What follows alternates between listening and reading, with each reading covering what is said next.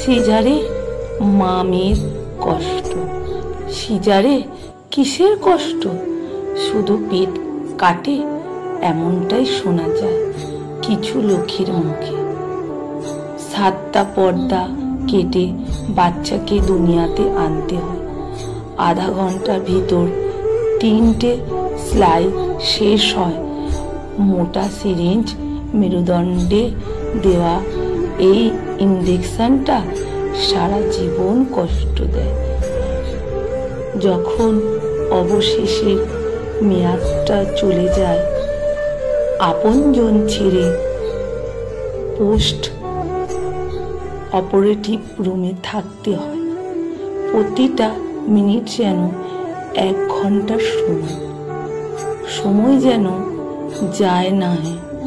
প্রিয় মানুষদের মুখখানা দেখার জন্য অস্থির হওয়া ঘন্টার পর ঘন্টা কাটা জায়গায় কি যে কষ্ট বলার মতো না।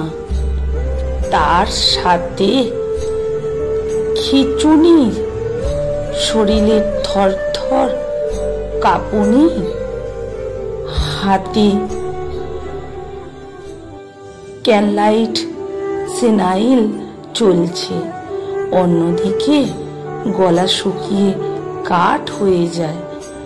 1 ফোঁটা জলের জন্য কত আকুতি মিনতি, কিন্তু 24 ঘন্টার আগে কোনো পানি দেয়া হয় না।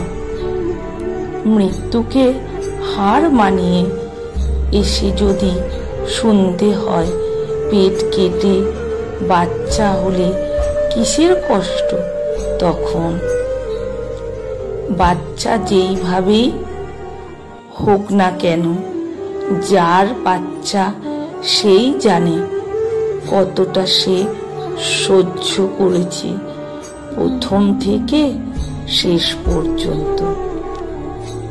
অনেকেই বোঝে না।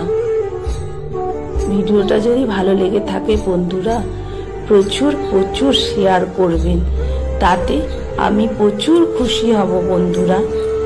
লেখা সংগৃহীত, পাঠে অনিতা ভট্টাচার্য।